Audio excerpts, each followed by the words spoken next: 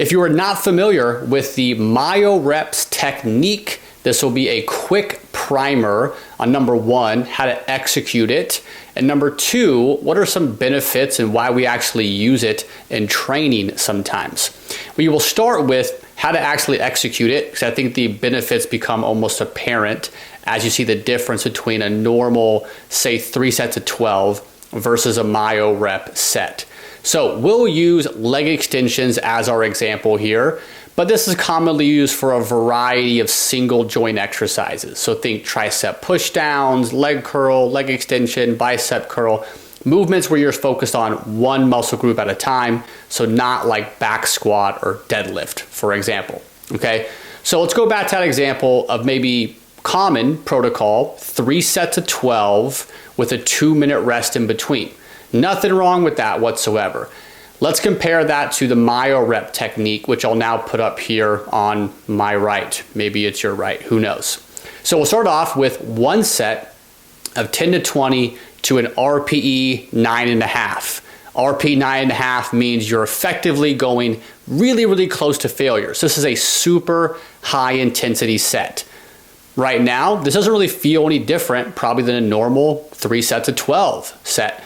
But now look at the second line. This will say rest 15 to 30 seconds. Now when you think of, oh man, if I only rest 15 to 30 seconds in between this next set, my battery's not gonna recharge. So if I did 19 reps on my first set and my quads are burning, I'm like, man, that was crazy, and I count to 10 in my head and I have to go again, I know I'm not gonna be able to match that. So you see the next set, you do another 3 to 10 reps. But in reality, you're just pushing as hard as you can. You're trying to find that RPE 9.5, maybe even go to failure. Who really cares, right? Keep your technique clean, but you can push it really, really, really hard, okay? And in this particular MyoRep protocol, we have one main set followed by 3 drops. The idea, as you can see, very time efficient way to knock out some accessory work. So if we go back to, again, maybe it takes you 10 minutes to do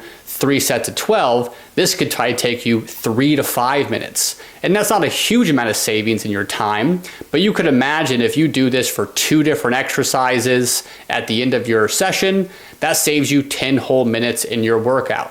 You either can do more working out in that time, right? Or get some time back and put that elsewhere in your day. So that's how you would actually execute it. You push to RPE 9, a very short rest period, and you continue to do that for each additional drop set. One common thing we see people doing is reducing the weight. That should not occur. So whatever weight you started with, so you did 100 pounds for leg extensions, that weight will not drop, right? You'll do, say, 100 pounds for 19, rest 30 seconds, go as hard as you can. If you get 8, cool. Rest for 30 seconds. If you get 6, cool. Your main focus is to find that really close to failure point. Don't get too caught up in the repetitions, right? The reps will of course come down because your fatigue is rising, all right?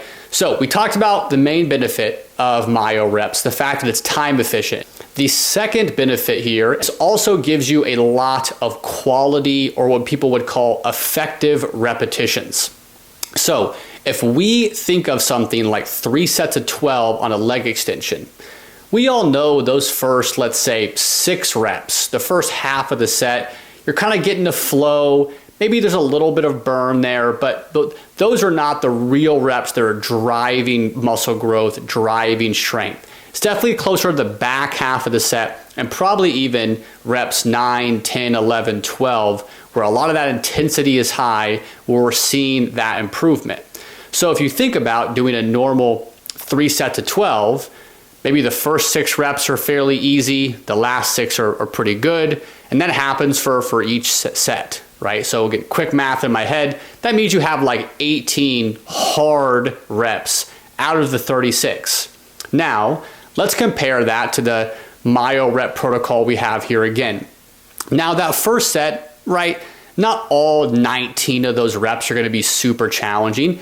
It's probably the last, again, 5 or 6 that are super hard there.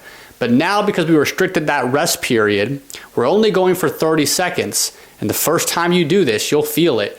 That next set you go into, every rep feels hard from the get-go. So even though you're saving time, you're cutting that in half, you're effectively still getting all those quality reps.